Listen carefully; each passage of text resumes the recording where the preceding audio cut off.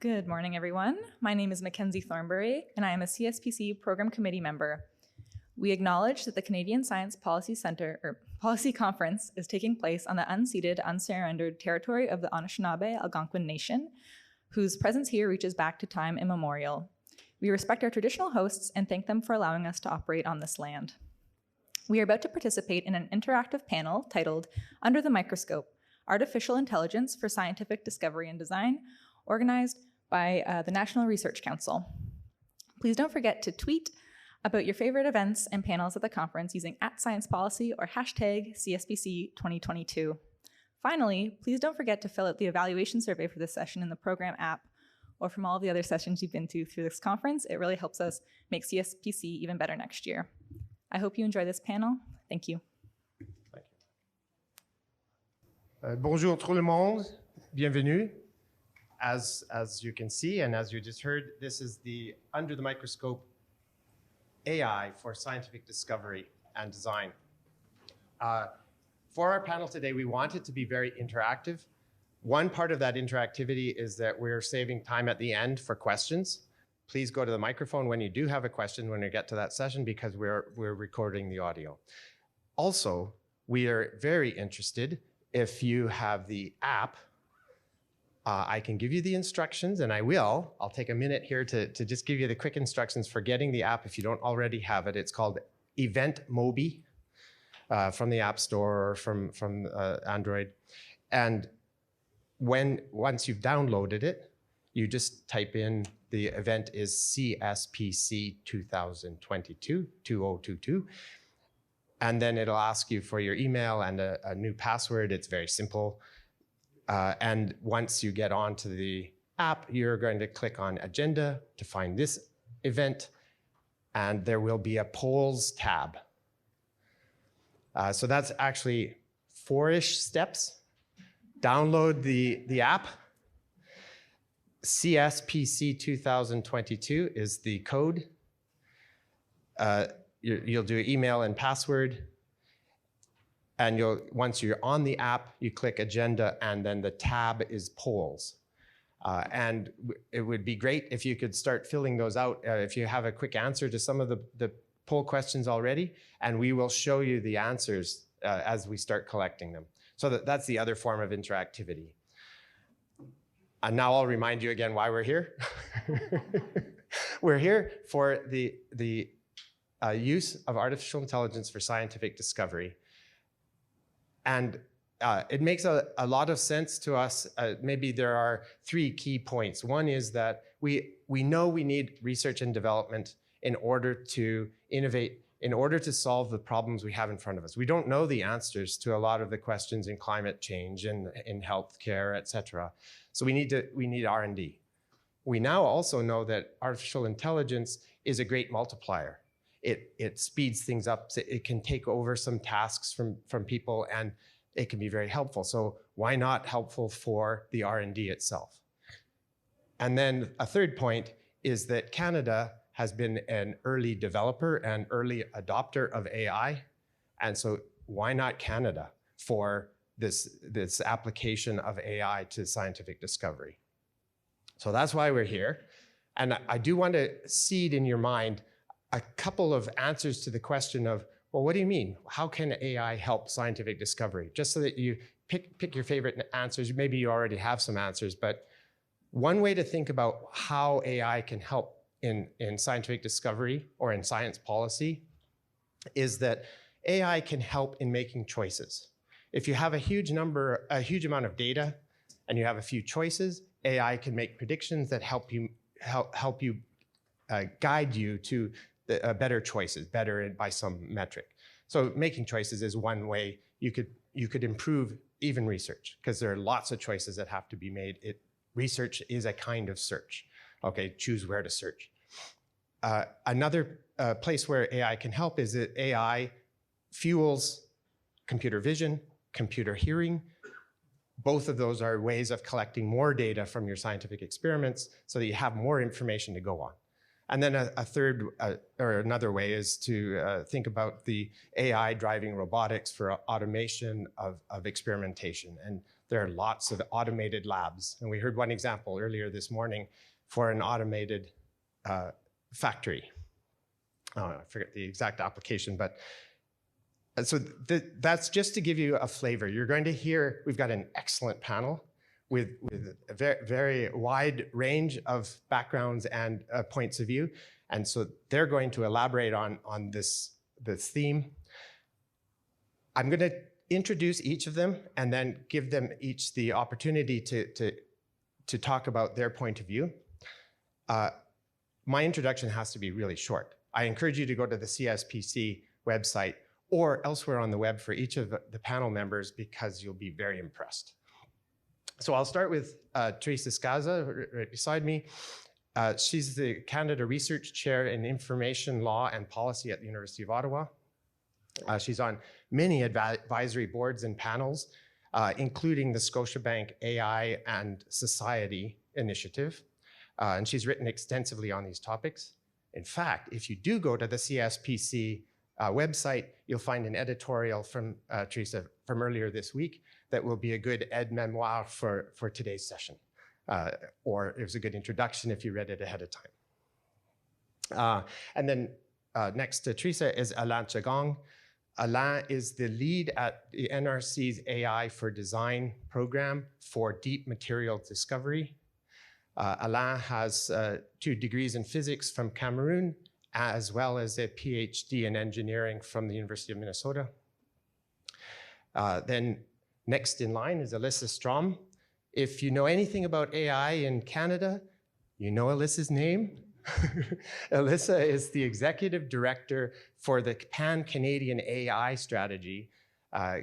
This is something that Canada is extremely well known for. So Alyssa is an excellent ambassador for Canada internationally. Alyssa is also a major champion for equity, diversity, and inclusion in science. And we're thrilled to have her here. Next in line is Nicole Jansen. Nicole is the co-founder and co-CEO of Alta ML. So ML probably means machine learning in this context, yes? So what her company does is develop applied AI, applied machine learning applications for business. Oops. Lost my page there. She's a recent recipient of the Emerging Entrepreneur Award given by the Alberta Women's Entrepreneurs. And then at the end of the table, we have Ratmir Derda. Ratmir has a PhD in chemistry from the University of Wisconsin-Madison, and he's now the full professor of chemistry at the University of Alberta. And he's the founder and CEO, current CEO, of a company called 48 Hour Discovery.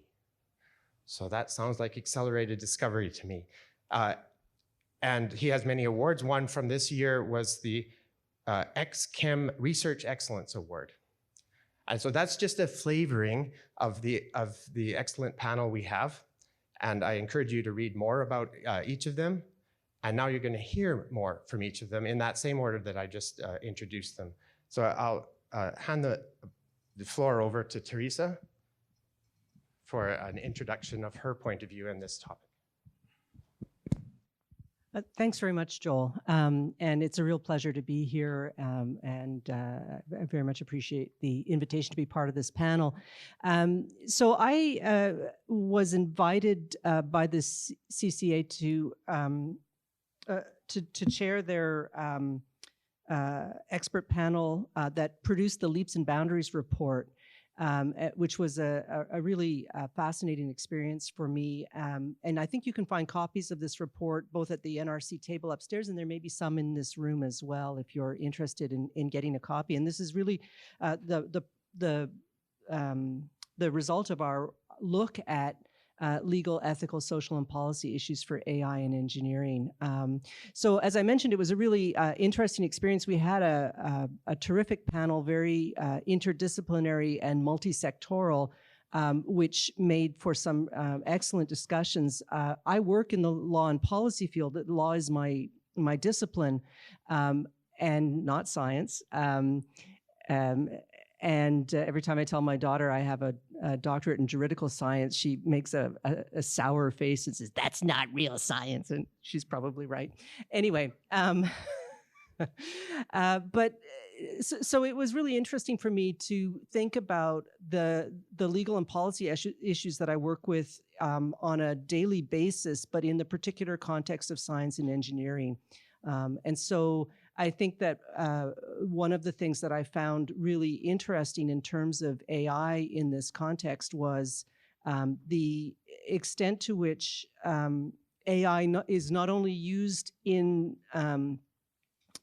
research and innovation in the science and engineering field, but is also going to play an increasing role in things like peer review and determining what research questions and research areas are appropriate for funding, and in evaluating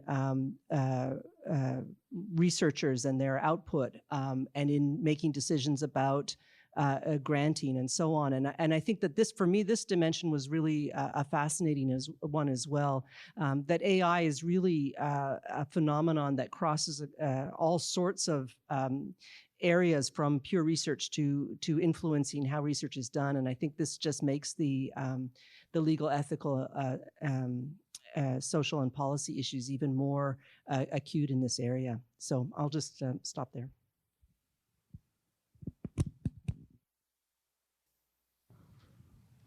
Hi, everybody. As Joel mentioned, my name is Alain Chagan. I'm a research officer at the National Research Council. And it's no longer a secret, whether we want it or not, AI is here. And I'm mostly on the scientific side of the discipline. So I'm mostly going to elaborate on how AI will affect the way science is conducted and how engineering and technology are going to be affected. So for example, I'm currently leading one of the master projects of the AI for Design program at the NRC. It's called the Deep Material Science. Usually when you have a device, the performance of that device is going to depend on different parameters. So when you put together all these parameters, let's say the geometry, the physics, the chemistry, and so on, the design space becomes very huge. So if you use like a trial and error approach, it's going to take time. It's going to take ages. So it's very expensive. So AI, this is where AI becomes very important, because it's going to help us to browse, to explore that design space in a very timely and intelligent fashion. That's one way it's going to affect the way scientific research is conducted. And also, usually when we have like all these devices, if you want to characterize them, you have to use some sort of physics equations, which are usually partial differential equations. And solving these equations for complex systems, it's very, very expensive. So one way is to kind of like use AI to kind of like replace some of these complex simulators. So that's one way. Another way that AI is going to affect, for example, physics, chemistry, and biology. And now that you have used AI to kind of like create surrogate models that can replace this physics theory, you also have to come up with intelligent way to browse your design space to identify, let's say, devices with specific properties. So designing intelligent AI system is going to be very important. So there are many ways that AI is going to affect the way science is conducted, and I will elaborate more as we move into the workshop. Thank you. Hi, everyone. Alyssa Strom, Executive Director of Pan-Canadian AI Strategy at CFAR. You know, as Joel mentioned, Canada really has been a leader in developing and advancing the science of machine learning, artificial intelligence for a very long time. And it's something that we've sort of doubled down on through the Pan-Canadian AI Strategy. And I'll talk a little bit more about that as we get into it. But, as we continue to lead in the development of the technology and the algorithms behind artificial intelligence, now I think this opportunity to apply machine learning to so many different domains of science, medicine, engineering, technology is where, again, Canada has a huge opportunity to lead. But of course, there are challenges. And some of those challenges, most of those challenges are not technical, really, in nature. They come down to being around the policy, around the ethical questions, around the legal questions, as Teresa has alluded to as well.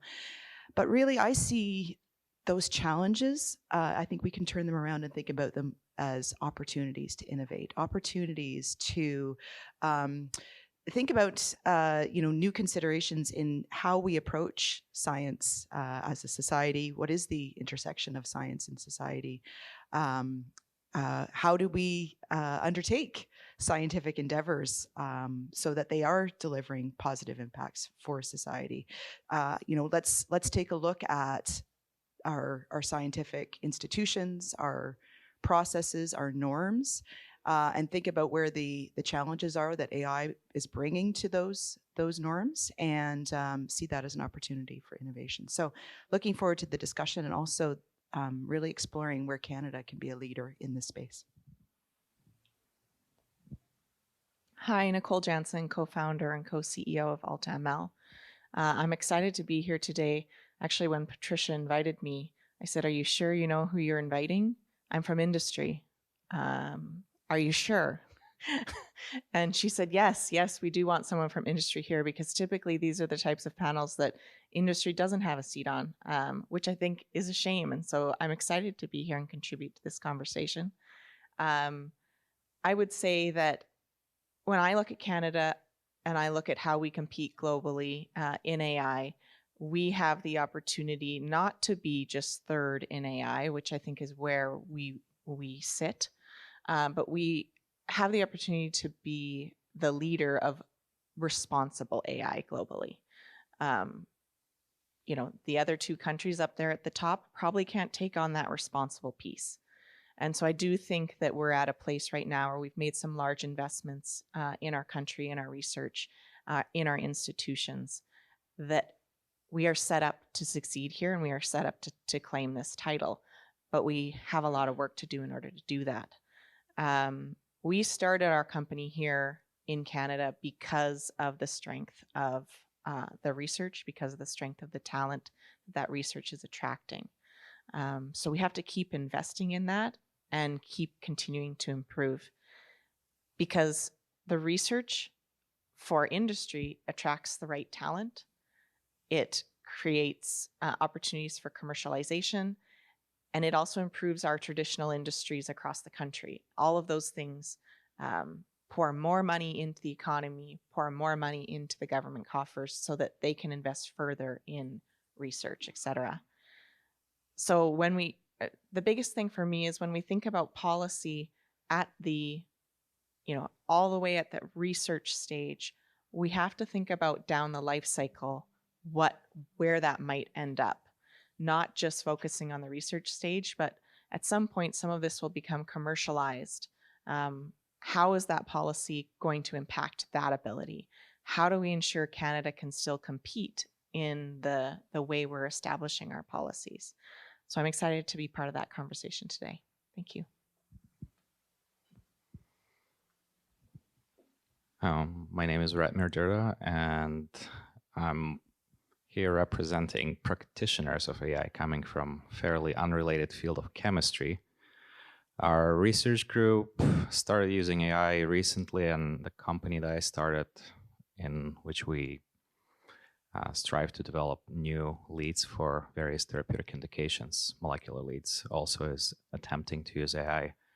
And I think my place on this panel would be from the user standpoint in a field that's fairly remote from traditional AI. So fields like image recognition or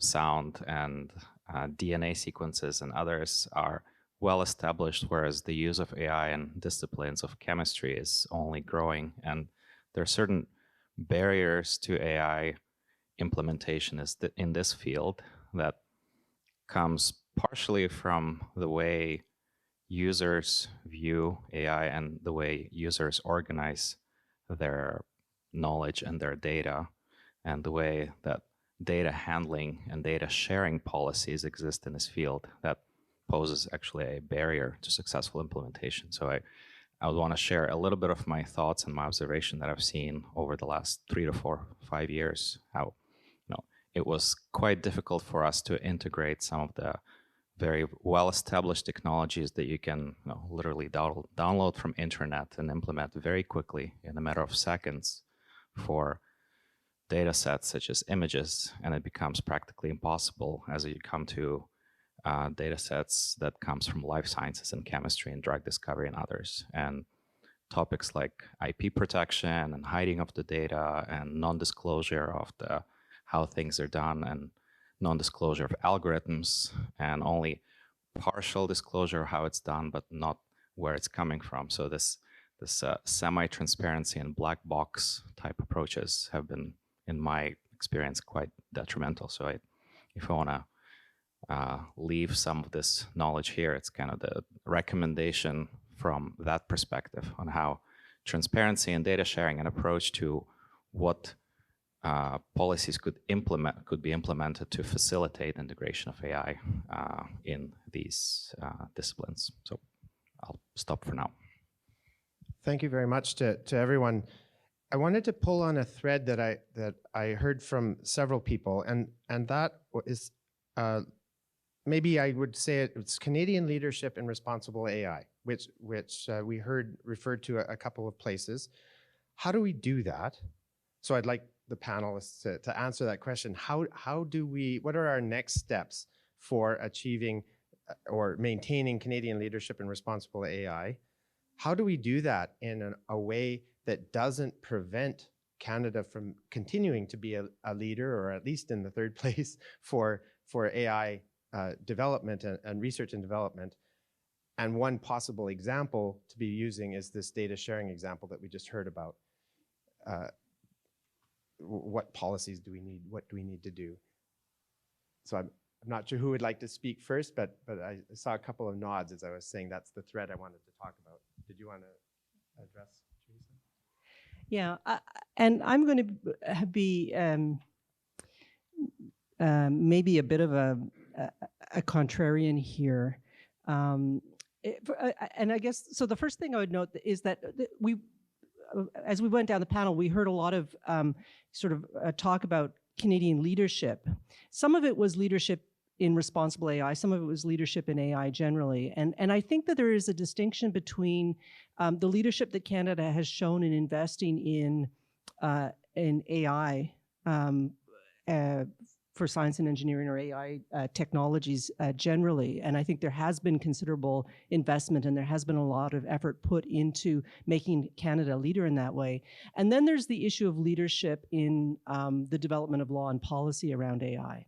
And there I would say the leadership's kind of not evident, number one. So, and that's going to be controversial because we have a bill before Parliament that the minister said was going to be a first in the world, but also I would also question the the significance or the importance of leadership in an area where Canada, in terms of policy on these things, has often taken a wait-and-see approach to see what other jurisdictions are doing. We're not a big country. We're not going to, we're not the EU, and we're not going to set global standards for how things are done. Because we just don't have that. That's not our role in society. So there are those two things that I would question. On the have we shown that much leadership? I do think the government has been turning its attention to issues. Again, we have an AI and Data Act before Parliament, and so there has been some attention. But Canada is a federal state, and I think if you look across the board, we have so many gaps that we need to address. We need to, the health minister, provincial health ministers just walked out of a meeting with the federal government where data sharing and improving sharing of health data was on the table. And this is, the sharing of data, these issues are really fundamentally important to AI, and we still can't figure it out. There has been considerably less investment in building data infrastructures in Canada for data sharing, and that's also fundamentally important to AI. So there are many pieces to the policy, the legal, ethical, social policy issues around AI, where I don't think that we've shown leadership or necessarily coordination, and that's both a federal and provincial responsibility. And I do think that we need to be paying more attention to those issues. So that's the first part where I'm going to, question whether the leadership in that area has been sufficient. And then, of course, I'm going to, as I said, I raised the question as to whether leadership is really the right word that we're looking for. Maybe what we need to be doing is identifying the best practices that are emerging and putting those into place, rather than being the one to say this is what we should be doing. Maybe we just need to look at what's best that's out there and make sure that we fund it and that we develop it and that we have this consistent development across the board. Because certainly if you sit and look at in the legal and policy area, there's just an awful lot of stuff going on and a lot of important debates and discussions, but we've got a lot of gaps to fill. So I'm just going to say that to be provocative to start with.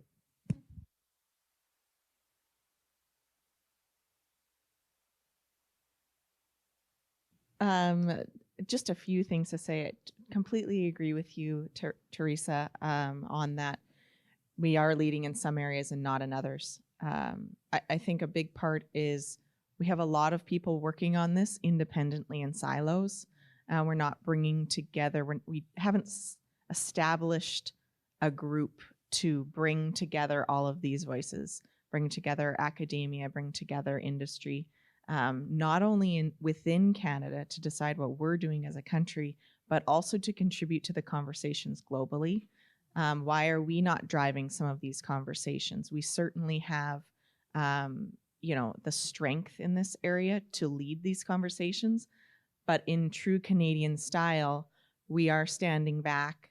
It's time to get some swagger and get out there and start putting our name out there and showing the strength that we have so that we are leading these conversations and contributing to what the world would say is responsible AI, what the world would say are those top policies. The other piece is our government has the opportunity to begin using AI, not just spending money, bringing research, not just promoting commercialization, but actually within our government using AI. It's a bit disjointed right now. I know in Alberta, which is where we're headquartered, the Alberta government has recently developed something called govlab.ai.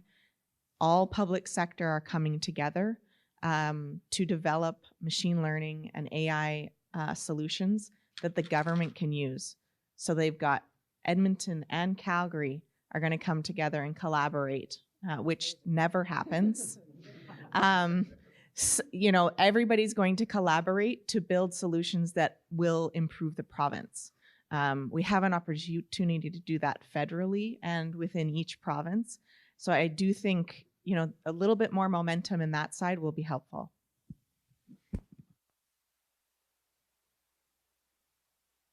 I'll agree to say that there's still a lot more work to be done. I love the fact that we have these conversations. I love the fact that we're starting to see steps in the right direction, of course, in the academic sector, but also in the government sector, in the private sector as well, around responsible AI. And I think one part of the conversation, though, that's missing and that we're starting to work to address at CFAR is around public engagement and ensuring that members of the public have the opportunity to understand not just the benefits, the risks, but also the risks and the challenges around AI. We saw some early work out of Montreal. You may remember the Montreal Declaration for Responsible AI, which was a real grassroots movement that brought members of society together in public spaces to discuss, debate, and come together to think about what are our fundamental principles and objectives as a society around the development and adoption of AI. And that was a great example, really now understood around the world as the global standard for public engagement around AI. And I am excited to share that later next month, probably now, we will be at CFAR releasing a free online public AI literacy course for Canadians to take in French and English, to give them a bit of a background, a bit of deeper understanding of what AI is, how it applies to society, how ubiquitous it is already, but also some of these policy considerations. And that's just really a first step towards engaging members of the public and society more broadly around these questions. And I think there's a lot more work to be done in this space. And I actually would call on all of us in this room to think about our own roles and responsibilities to furthering the public discourse around this topic.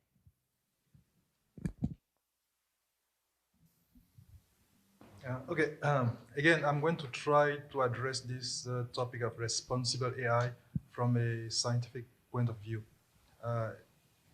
I'm going to use a very simple example. As a researcher, when I go, for example, in the lab, let's say I'm trying to discover a new drug that will be used to cure a specific disease. Usually, when I use AI, I try to maximize certain therapeutic property that drug is going to have, and I try to minimize toxicity. But I can do it the other way around. I can also try to maximize toxicity. And in this case, I'm not designing a drug that will help people. I'm going the other way around. So as researchers, we have to be careful at what we do and how we use AI to solve problems. So I'm not like a policymaker, but that's something that people that will look into policies are going to think about. So. Okay, thank you very much. So one way I'm thinking about everything I've just heard is that there may be two themes. One theme is that we need a foundation of best practices that we've picked up from everyone, and we do at least this much to do it properly. I also hear still this need to advertise our leadership around the world, to brand Canada. How can we brand Canada as a good place to get AI, to work with Alta ML or the 48-hour discovery? And maybe one way of branding it is this responsible AI. So that's one set of themes I'm hearing. Okay, I'd like to ask both Ratmir and Alain if they see, so we heard one example from Ratmir of a benefit of having some additional policy. And Alain was telling us about the need for that policy, because AI is a tool. It could be used for good or bad. And when we've had other tools like that in the past, we have had to pay attention to this LESP ideas in order to protect society. Okay, so I want to ask Ratmir and Alain if they see negative or positive effects of increasing the focus on the legal, ethical, social, and policy issues in actually getting the job done.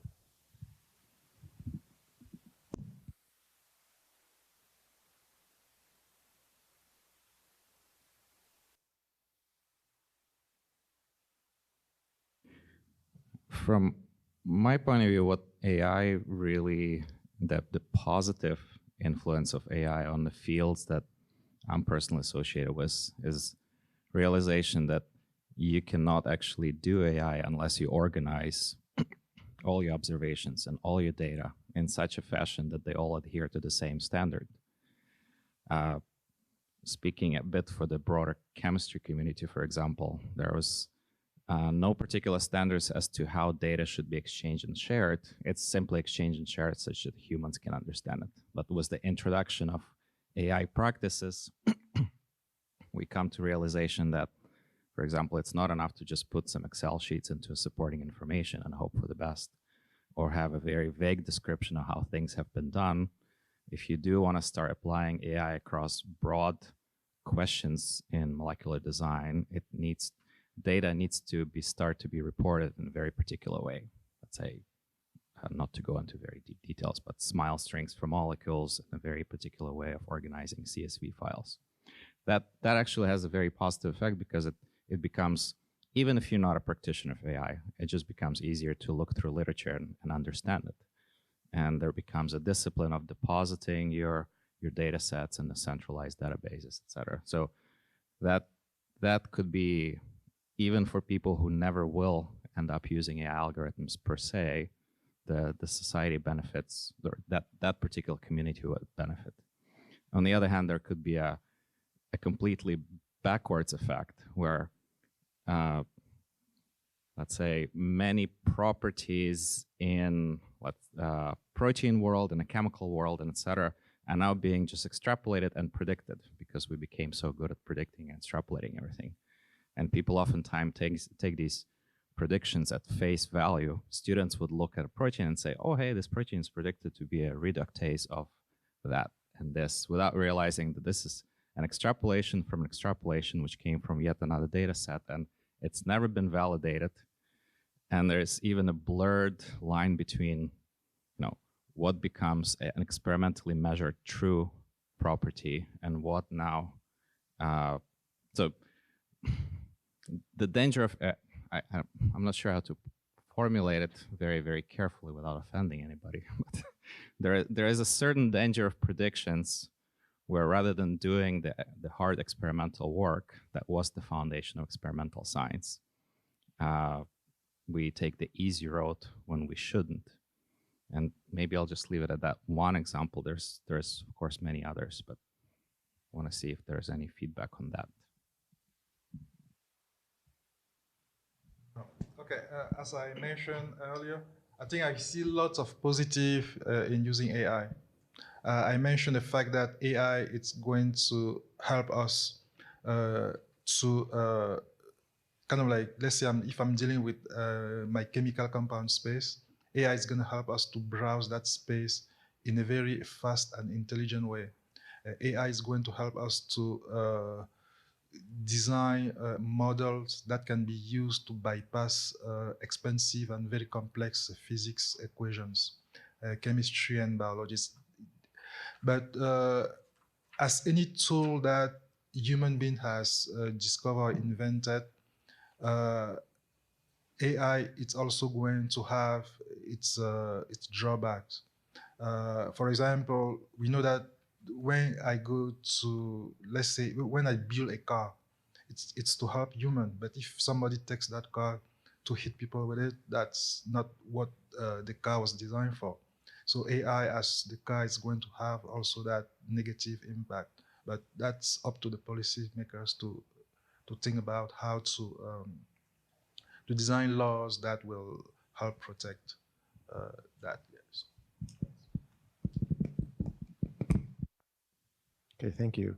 Were there any reactions to those comments or other answers to this idea of the benefits, advantages and disadvantages of the perspective of looking at the legal, ethical, social, and policy issues?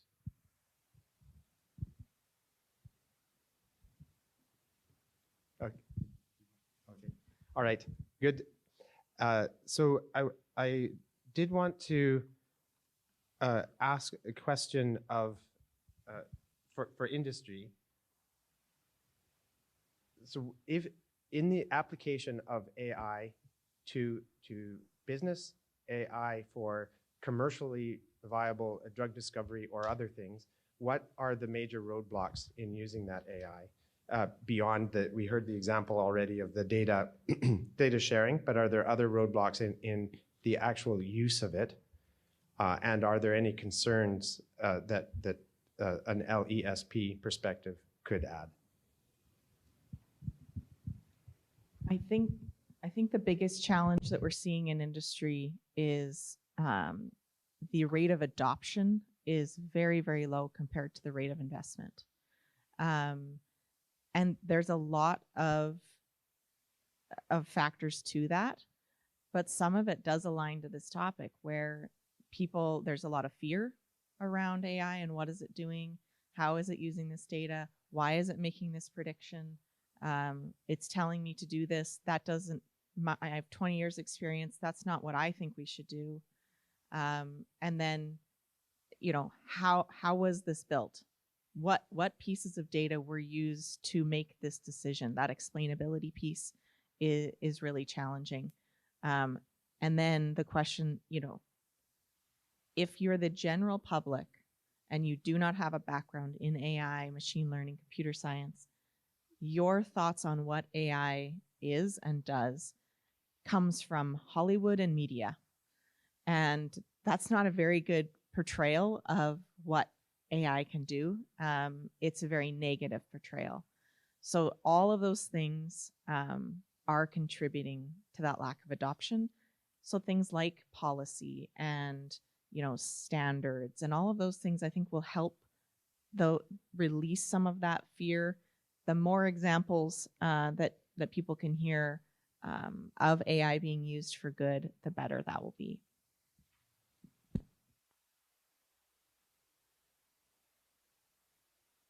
Add to that, sorry, that a lot of it does come from Hollywood and media, but some of it also comes from people's actual experience with AI. And I think that's something that we can't lose sight of. There's a lot of AI out there right now, and not a lot of it maybe, but some of it is used in incredibly harmful and exploitative ways. And so you can just think of some of the Clearview AI example, which is this company based in the United States that scraped images off social media websites in order to develop a massive facial recognition database, which it then sold access to police services kind of under the table, or at least under the radar of the apparently police services in Canada. And that's just one example. We have manipulation of election outcomes. We have misinformation and disinformation. We have all sorts of issues on social media that are driven in part by artificial intelligence. And so I think that if these are people's day-to-day experiences with AI, it won't be surprising if they are skeptical that AI is a good thing and is going to improve their lives. And so I think we have to come to terms with both on a public policy level, how we govern this kind of stuff that's going on in the commercial private sector. And I think we're trying to do that, but there's a lot of work that remains to be done there. And then I think the other piece that's really important is the public engagement piece that Alyssa mentioned on two levels. One is, I think, public education, where there needs to be more information about other types of AI applications and other issues. And there just needs to be more good quality information that's available. But there's also the public engagement in terms of involving people in consultations and discussions around the frameworks that we're developing to address and deal with AI. And I think that this piece is frankly often missing. And we've got some examples where transparency or public engagement were lacking. Not necessarily strictly AI context, but in data context as well. And I think that this was an enormous problem. So if you think of the PHAC mobility data scandal, right? This was a lack of public engagement and transparency more than it was a problem of data science. And there are plenty of other examples of that as well. So I think that we need to pay more attention to reaching out and involving the public in engaging around how we're going to deal with these issues, which issues we're going to tackle, how we're going to develop the policy that we need, and also educating the public.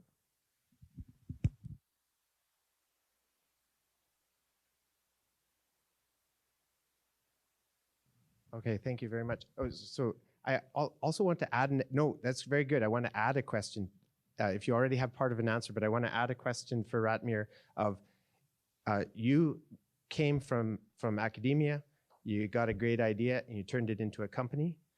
And if you could just add to your answer, any advice you would give about what's necessary to do that, or how to encourage anybody out here who's thinking about doing that.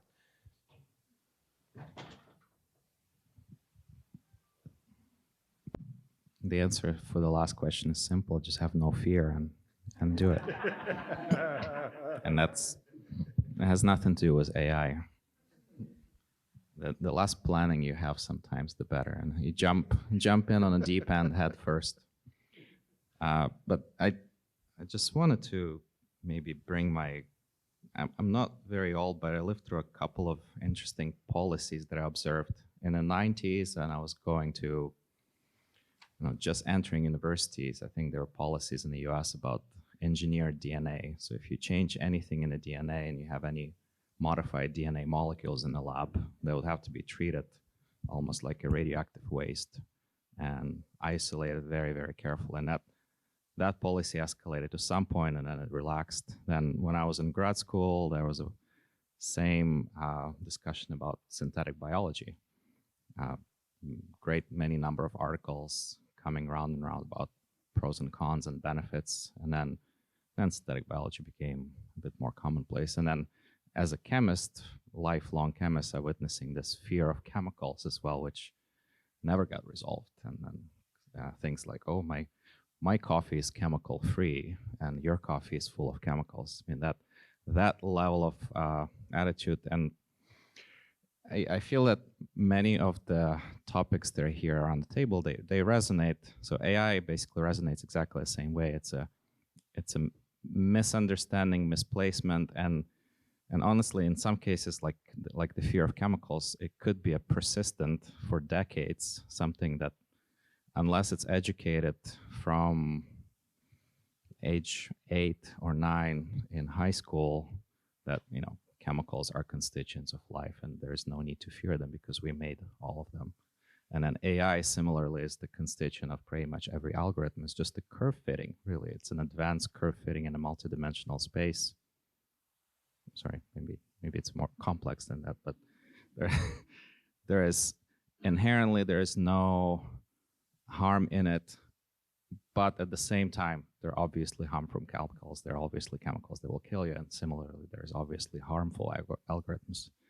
So maybe learning a little bit, or maybe drawing at least some parallels from some of the past policies that went maybe a bit too much. Like I personally think that great example from the 90s on handling recombinant DNA was an interesting historical example that we could look at as a policymakers and see how was that handled and how long did that take to go up and then ramp down. And maybe something similar can be learned as to how AI policies would be implemented, and maybe skip a little bit of a learning curve and take advantage of that historical lesson. Those are great examples. I was specifically asking, what are the disadvantages of focusing on the legal, ethical, social, and policy issues?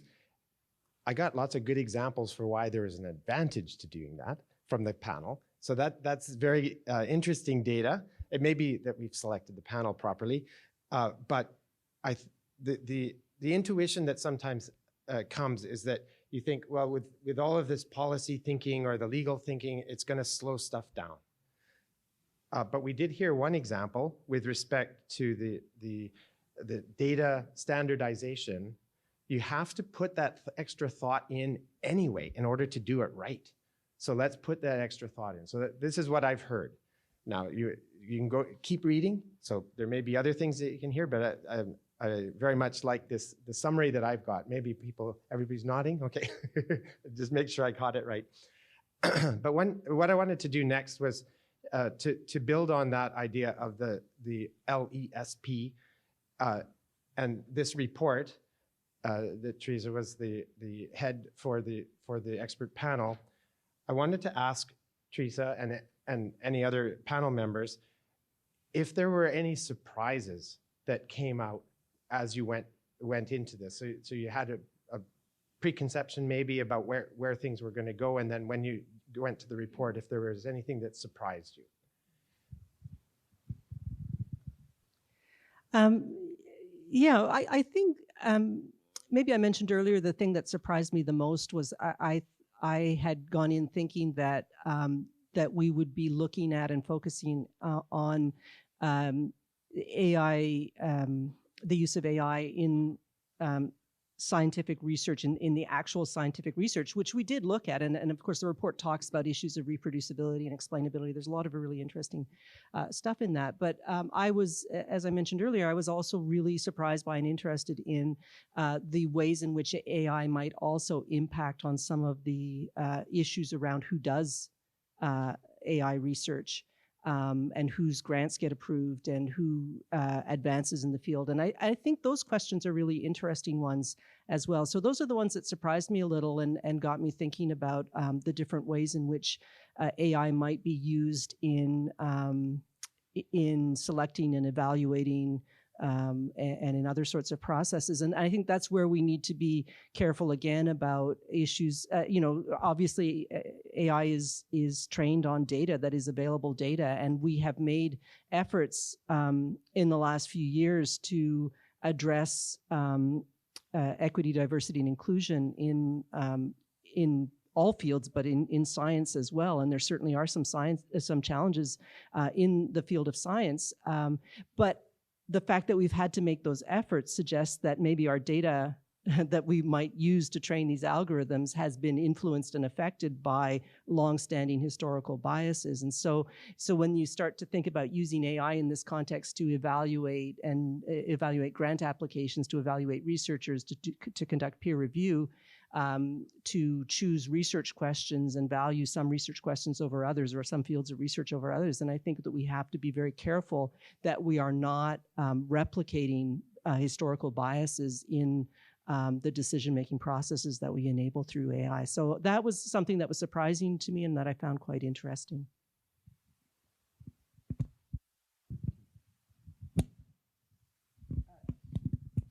Teresa, that was the part of the report that I found the most interesting as well, and surprising as well too. The sort of exploration that the group did around where are those hidden inequities that we're not paying attention to? Where are those inequities that are less understood? And absolutely, if you're a scientist who wants to start deploying machine learning in your own research program, on the surface, it looks like you just go out there and get some great graduate students who know how to do this, and you go out and you get some data and get some access to some great computing, and away you go. But actually, those are highly sought after resources, whether you're looking at the talent, the individuals who have the skills and expertise to apply and develop machine learning algorithms. Access to the data is, there's a huge divide between the people who do have access to data in particular fields and those who don't, who can't get it because it's not open or it's proprietary, or they live in jurisdictions where they can't access it. And then the computing, access to compute, is really essential for the deployment of machine learning algorithms. And it's very expensive for scientific researchers in this country to access commercial computing in order to apply machine learning to their science.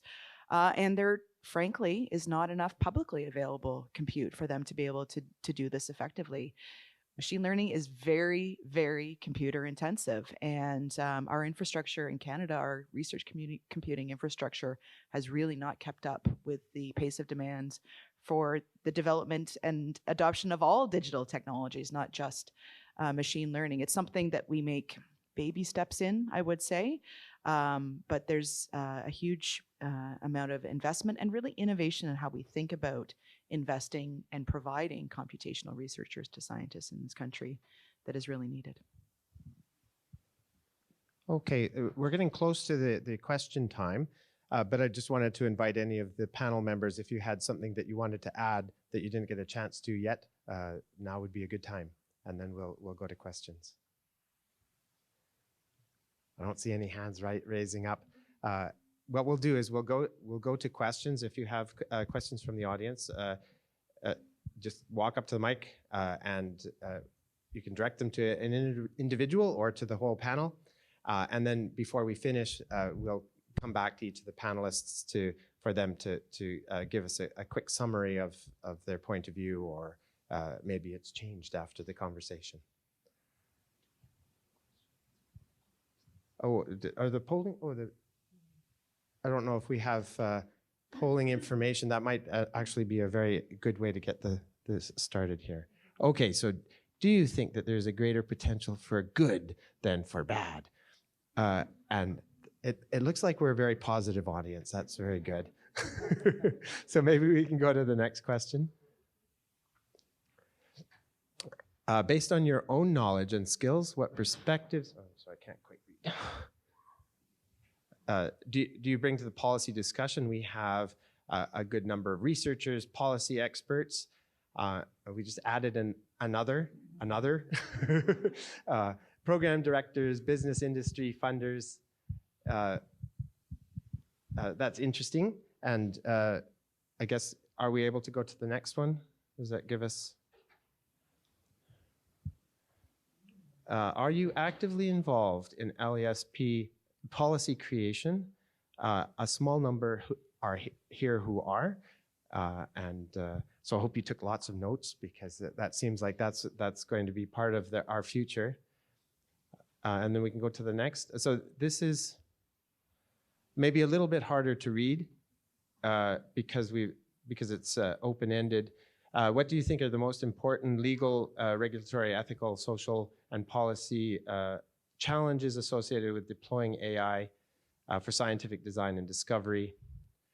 Understanding and mitigating the impact on groups rather than individuals, bias within data sets, we've heard that. Public engagement to alleviate fears, we heard that. Data management and responsible AI advancements.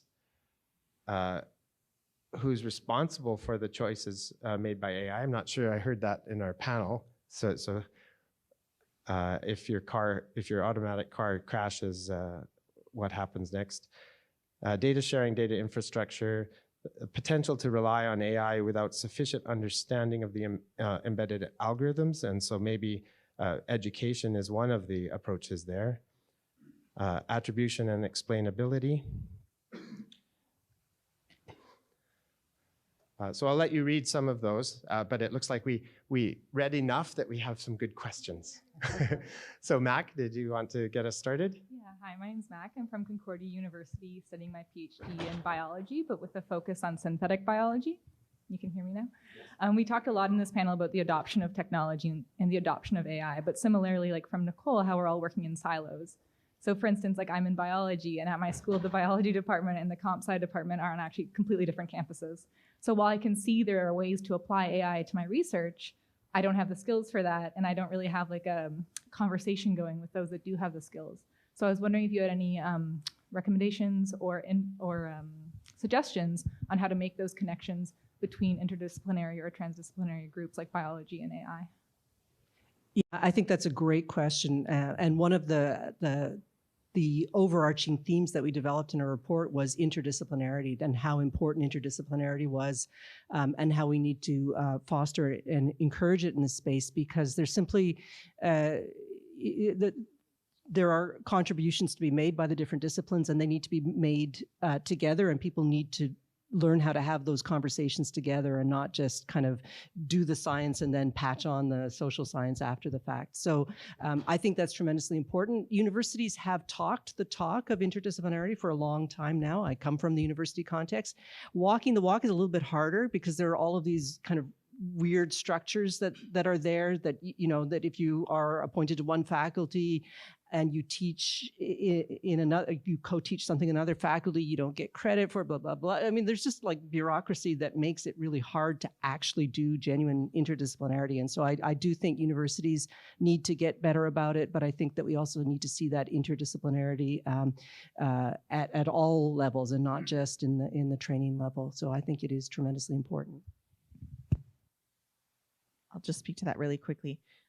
We have this in our company. We notice whenever we hire a recent grad, maybe master's in data science, whatever it may be, their first drive is to, what are the cool things we can do with this data? But when we're working with industry wants to know what will return ROI. And so the biggest thing for success for us is to include a team with a bunch of different backgrounds. So we need expertise in the industry that particular client is in, because without that, the machine learning is not going to be effective. There's plenty of cool things you can do with this data, but no one wants to pay for it if it's not going to do anything that actually returns value.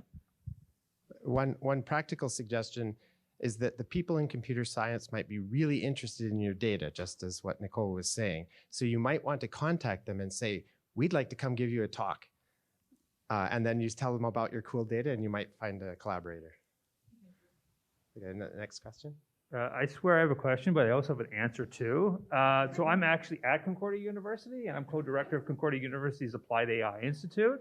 And all I'll say is that, and really quite directly, it's an interdisciplinary leadership team. So I'm in actually communication studies and social science, and so I do a lot of work in policy, and my co-director, Tristan Galtard, is in computer science. And so it's exactly what we're hoping to do. So I'm gonna come talk to you about helping you out, because that's what I'm hoping to do here. So anyways, that was very impromptu. But I also want to say, one of the questions, this maybe goes to kind of the panelists around working in industry, is around this term responsible AI. And this is something we're quite concerned about, is actually what does it mean to do responsible AI? And I was thinking Teresa's comment about best practices. And I'm wondering if you had an appraisal of what were you thinking about, things you were excited about actually moving forward and advancing that responsible AI file. I mean, we've lots of talk about assessments, accreditation, forms of trust or different governance models. And I'm just wondering what might be some examples you see maybe on the ground about responsible AI in practice. Thank you very much.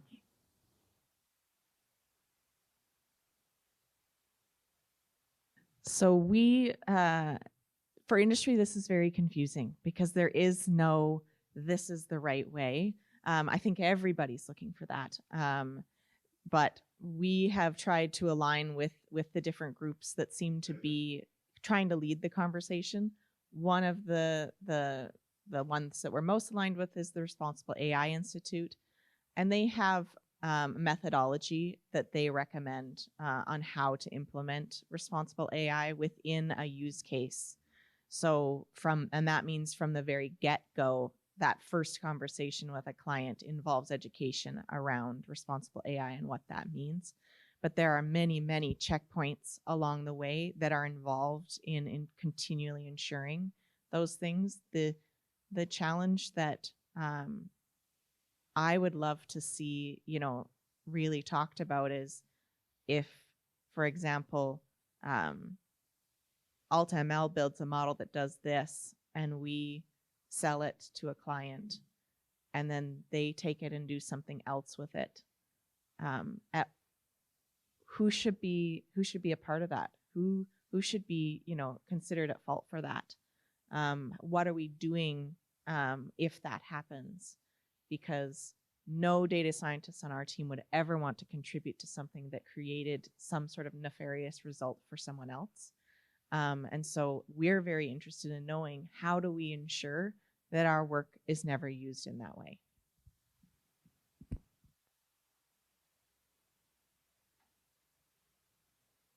Okay, next question. Perfect. My name is Deepan. I have two questions. I hope that's okay. One was on data inclusivity and data interoperability. So when we're speaking about AI, data is a fundamental building block, and it's obviously imperative, as the panelists recognize, that data is used responsibly and inclusively. So for example, most behavioral studies using mice typically use male mice only, and the apprehension for using female mice is because of the variability in the data from the female mice. So of course, as we know, most nervous system diseases affect men and women differently. So I was wondering if the panel can shed some light on, when researchers are looking to leverage AI, what type of things should they do to make sure that the data that they're using is inclusive? And then my second question on data interoperability is, typically we know the healthcare usually lags behind other industries, unfortunately. And currently in the banking sector, right now there's a huge push by the government for open banking, so where the consumer is in control of their data, how their data is being used, and who uses their data. And the government is, again, pushing for infrastructure that allows for data to be migrated, and the consumer has control over on which bank would be using that data. So I guess my question is, because there are other industries, that have been using AI for some time, and these infrastructures are being set up by the government, is there a working group in the healthcare space with other industries as well? So I guess learn insights from each other. Maybe I'll start with the second question and leave this fascinating issue of male and female mice to scientists on the panel. I got to think about that one. Yeah. The open banking issue is really an interesting one. It's something that I've looked at quite a bit, and I think there are interesting parallels with the health sector, because we're starting to see things in Ottawa. We call it, with the Ottawa Hospital, MyChart and similar systems, where individuals at least have access to their patient records or some of their patient records at the hospital, and can, provide that access to other caregivers. And I think at the provincial level, the vision is of being able to do that more comprehensively throughout the system. Although there are lots of challenges in the medical context and I think that's what's key in this area, because with open banking, although the government is coordinating that, the banks are paying for it, and the banks come with already with sophisticated computing infrastructure that they are paying essentially to adapt to the open banking situation. So when you look at our healthcare system, you have underfunded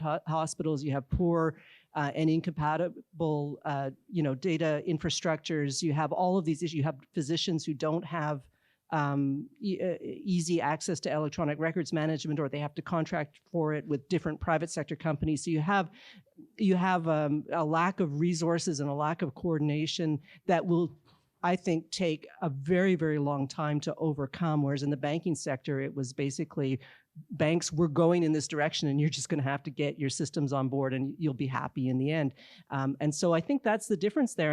And so I think that illustrates the extent to which investment in infrastructure can be so important to facilitating these kinds of models. And I think there are many areas where we publicly, in our public system, where we simply haven't invested in those kinds of infrastructures, and we're just clanking along and paying the price in terms of the ability to innovate and develop.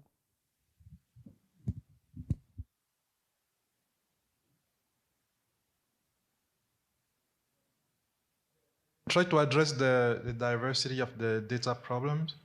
And as you know, data, to train a good machine learning or AI system, you have to have data, right? And unfortunately, most of the data that we run across, it's usually imbalanced.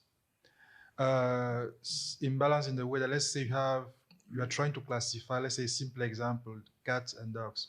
You have, for example, 1,000 examples of dogs and only 10 examples of cats. You have a very imbalanced data set, right? So your classification result is going to be biased by the large amount of dogs that you have. In machine learning, there are techniques that people have been developing to kind of solve that problems, which is data augmentation. So we try to use several statistical algorithms to kind of try to balance your data. So we can create several other synthetic examples of cat in such a way that you can have 1,000 examples of cat and also 1,000 examples of dogs. So, I mean, there are techniques that people have been developing in machine learning to try to solve that problems.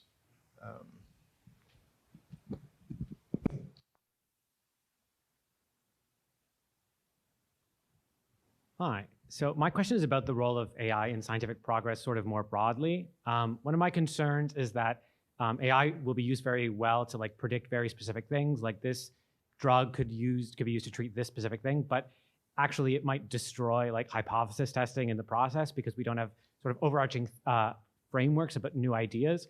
So I guess my question is, I understand AI can do a pretty good job of, again, identifying genes, identifying specific molecules, but to what extent can it actually create new frameworks, new theories that can actually drive scientific progress, beyond the immediate stuff that we already know right now?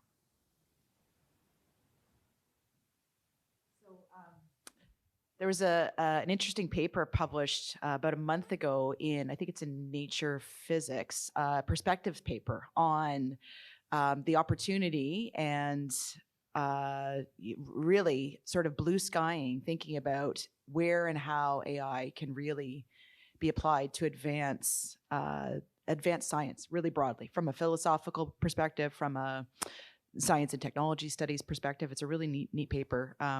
The lead author is Alanis Burrow-Guzik, who's a chemist who uses AI based at the University of Toronto, but also has a really multidisciplinary team of social scientists, chemists, machine learning scientists working on that paper. And they really sort of identified sort of three key areas where AI is going to be applied or can be applied to advance science as a human endeavor. And, the final area that they started speculating on is AI generated insights, like truly insights about science and the universe, and fundamental thinking about physics, for instance, that humans are not capable of.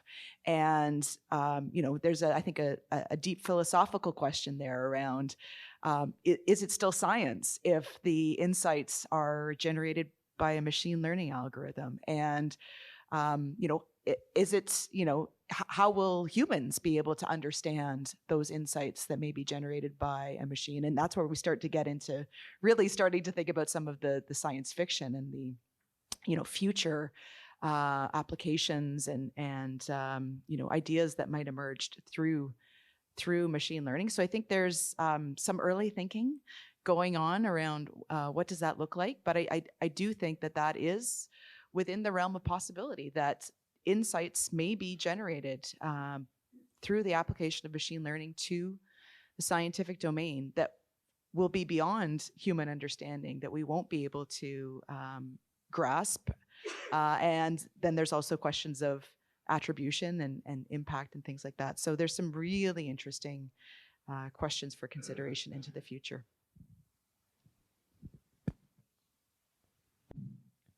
Just want to add quickly that deviation from a framework was always the driver for innovation. So framework could be anything. It could be AI, it could be a belief into elliptical orbits or geocentricity, or could be belief that, current flows in continuous waves. These frameworks have always existed, and they predicted that it has to be this way. And at some point, predictions by the framework and the observations didn't really match. And those scientists who actually didn't take the framework for the face value and said, look, these predictions aren't quite matching. This planet deviates or wobbles around the sun like it shouldn't. That they led to discovery of new fields. Just read through the history of physics, and it's beautiful. Every century, there's 2 or 3 of these revolutions happening. So if you strictly think of AI as a yet another framework that gives you a decent prediction in 92% of the cases, and when it doesn't quite match, that's potentially an invitation for where this framework is broken. Then you can say, AI is truly enabling new innovation, and it's enabling new innovation by not working, and it's great. So maybe simplify it like that. I'll just add one place that you can search for work right now is on causal AI. So one of the disadvantages maybe of deep learning is that you're just getting a snapshot of correlations. So how do you turn that into causal knowledge of the world? There are lots of papers on this. Almost always you have to make an assumption, a framework about what the world is like in order to come up with causal results. And so you can find some papers right now that are already playing in that space you're talking about. So the next question. Oh, wait, one more. This is a great question. Sorry, I can give like a great example that might illustrate what you're talking about. In reinforcement learning, for example, or active learning, there are these principles called exploitation and exploration. Usually exploitation is like you just consider the current knowledge. But when you do exploitation, when you do exploration, you try to explore unknown spaces where nobody has thought to go before. So there you can discover new things, and then you can discover like new scientific theories. So that's... Okay, thank you. Next question. Hi there. My name is Tracy Ross, and we're I'm with ACTUA, and we're a youth engagement organization working in the STEM area. And we have actually developed some teacher training and education materials around AI, doing that since around 2018. And I just wanted to commend CFAR and thank you for your support and encourage more of it, because I completely agree with the public engagement side of things and the questions that have been coming up. And I see Tim in the room as well. When we're talking about public engagement, especially youth engagement, the world that we're in, we're talking about the long game, and looking at perceptions. And there's relationships with thinking about recombinant DNA from the 90s, those kinds of stories, and where that information trickles down. But really, I want to fill it out more than trickling down and more talk about in the current space that I'm hearing, there's a very big divide between the experts and the users of AI, right? Like a very big divide in terms of who knows what machine learning is and who is using machine learning. And this is a broad question for the panel. I'm interested in consultation kind of processes that are happening and the role of users as well as experts in that, and where that might be happening, and bright spots you want to comment on.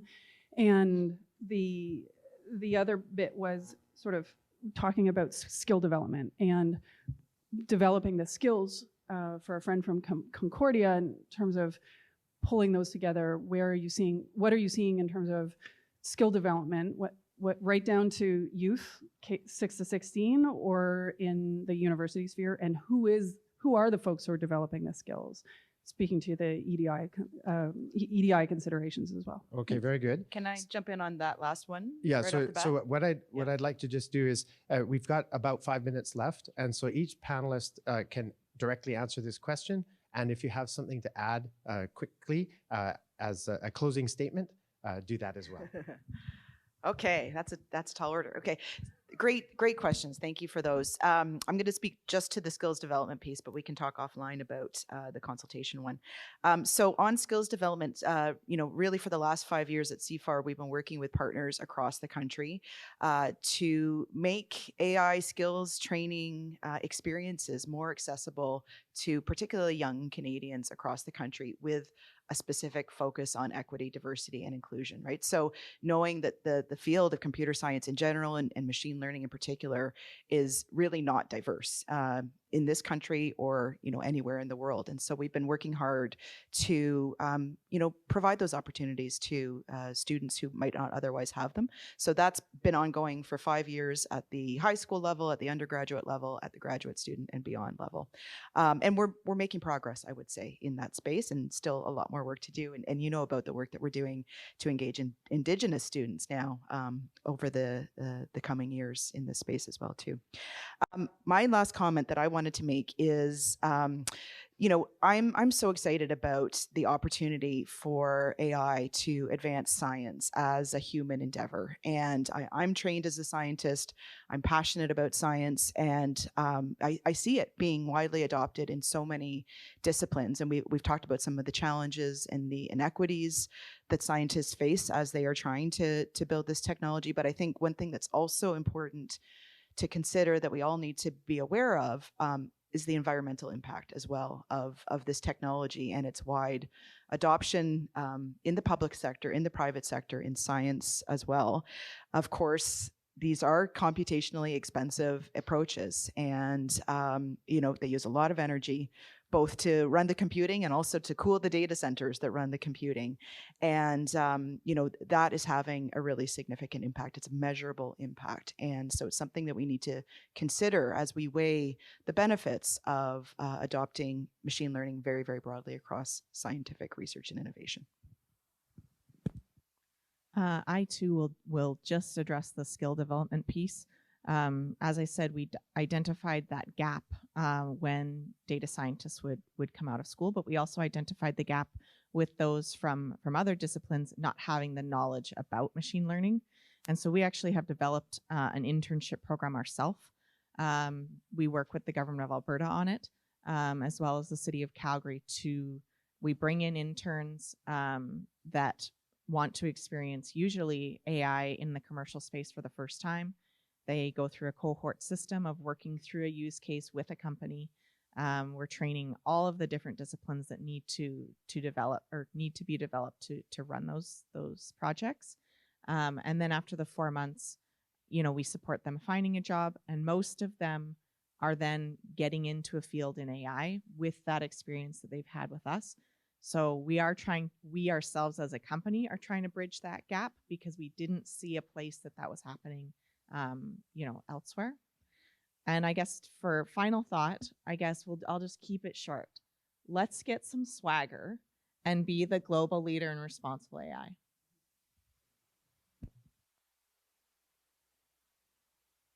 And say so.